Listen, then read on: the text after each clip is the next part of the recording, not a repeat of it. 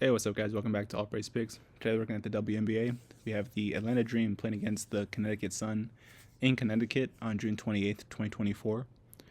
Currently, the Dream are 6-9, which is third place in the Eastern Conference, and the Sun are 14-3, which is second place in the Eastern Conference behind the New York Liberty.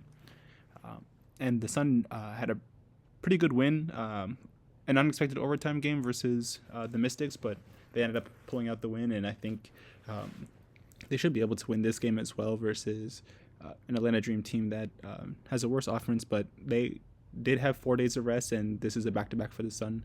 So I do think this game will be closer than expected, but I do lean towards the Sun winning this game. But I do have 4 parlays for you guys on BetMGM. As always, I'll break down the lines, give you my thoughts, and hopefully if you tap in, we can all win. So this is the first bet that I placed at plus 150. I have the Dream covering a 20.5 point spread, essentially not to lose this game by more than 21 points. And I really think that with their rest advantage and with the Sun playing their second game of a back-to-back after an overtime win versus the Mystics in DC, having to travel back home, that doesn't really favor the Sun at all. And I think that the Dream should be able to keep this game close. In their last game, the Sun did win in Atlanta 69-50, so that was a 19-point win for the Sun. And also Ryan Howard for Atlanta will not play in this game, but I think that Atlanta's offense overall has been better without Ryan Howard, even though she is a pretty good player and probably one of their best players on paper for Atlanta. But I just think that with the amount of rest that Atlanta has had due to the Commissioner Cup championship game, and with the Sun having to travel back to Connecticut and having a longer than usual game yesterday with an overtime game, I think that the Dream should be able to keep this game close, hopefully. And I also think that the Sun will not score as many points as they did in their game yesterday. They scored 94 points, and I took the Sun at under 89.5, essentially to score 5 less points. As I mentioned, the Sun won in Atlanta 69-50, so I don't think they really need to score that many points, especially if Atlanta's offense is struggling in this one. But I do expect Atlanta to play a little bit better than they usually do on the road, and I think that the Sun won't necessarily anticipate how well rested Atlanta is. And it showed in their game versus the Mystics yesterday. The Mystics were able to keep that game close and ultimately allowed the game to go into overtime. I do lean towards the Sun winning this game, so I have them at minus half a point in the parlay.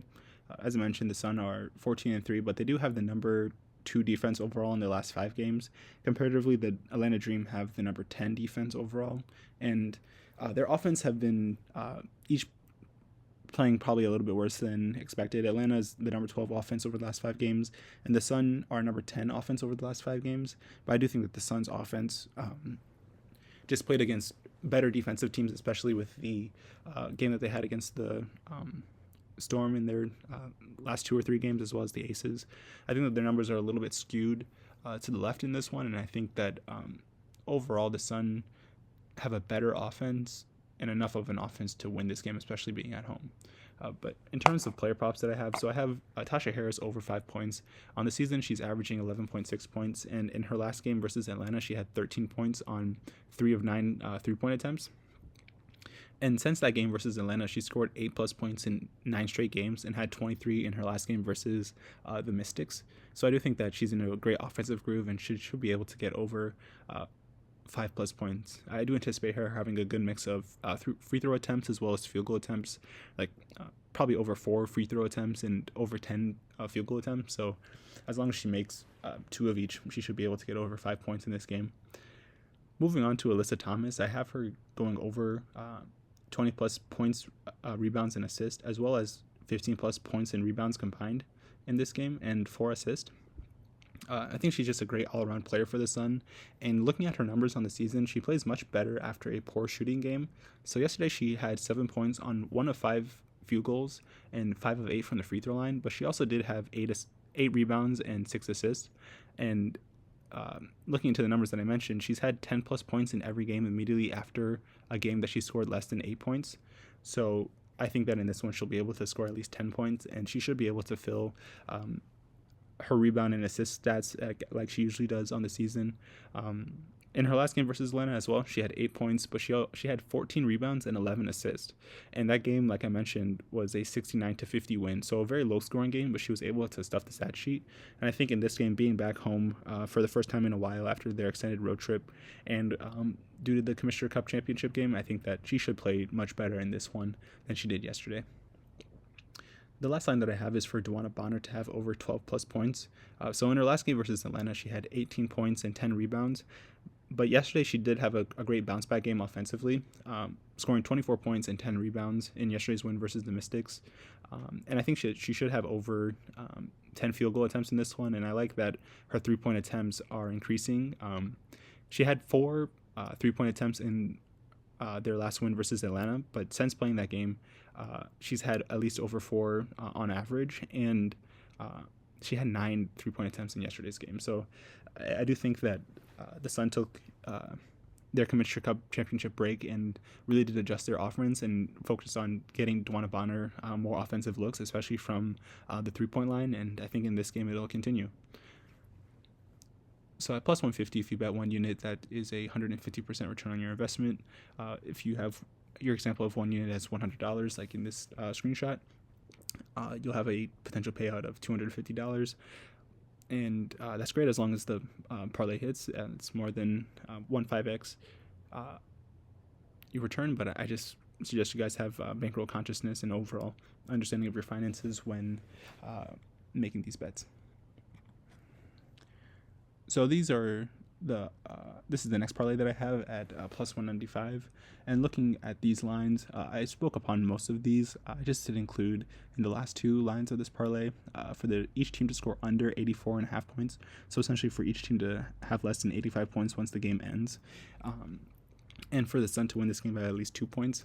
I do lean towards the Sun winning this game. I think that their offense overall is better than what their last 5 games have suggested, and I think that they should be able to win this game by margin, but I also think that this can be a very low-scoring game. Both these offenses are the 2 of the slowest offenses in the WNBA, and they really do lean towards free throw attempts in order to gain their points.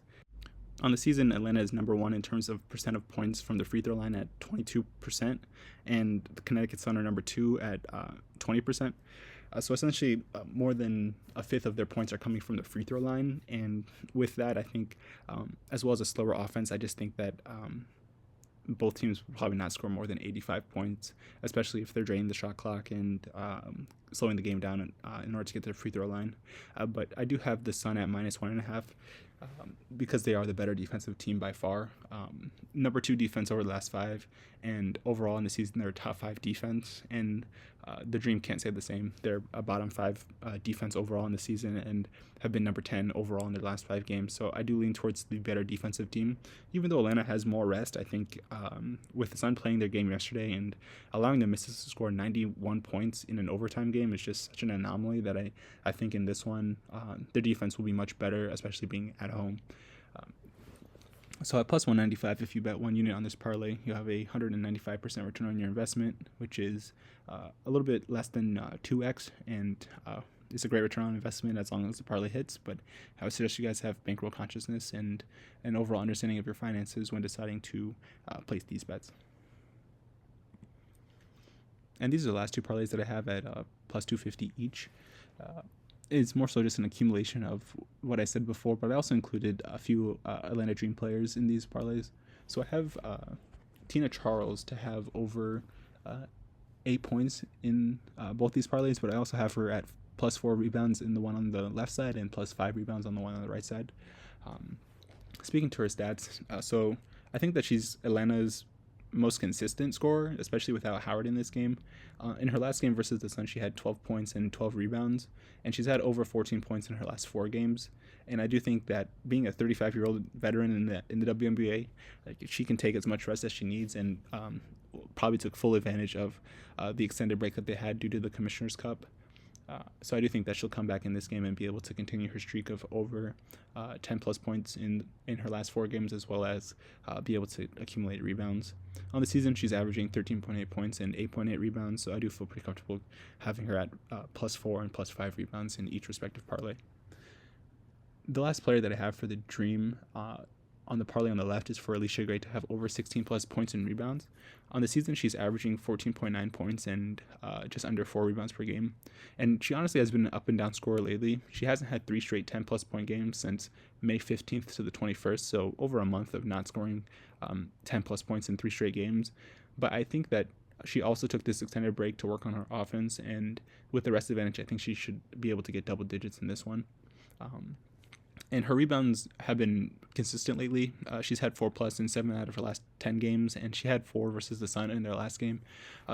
She doesn't really pass the ball that much, honestly, and when she does pass the ball, the Dream don't really generate assists from her passes, even though she is a guard forward. But I think in this one, she should be able to get over 16 points and rebounds combined. I felt more comfortable taking the rebound combined line instead of just her points or just her rebounds, because I think that the Sun could have a defensive scheme against her scoring as well. She only had 9 points in their last game, and they probably will continue that in this one to increase their chances of winning the game.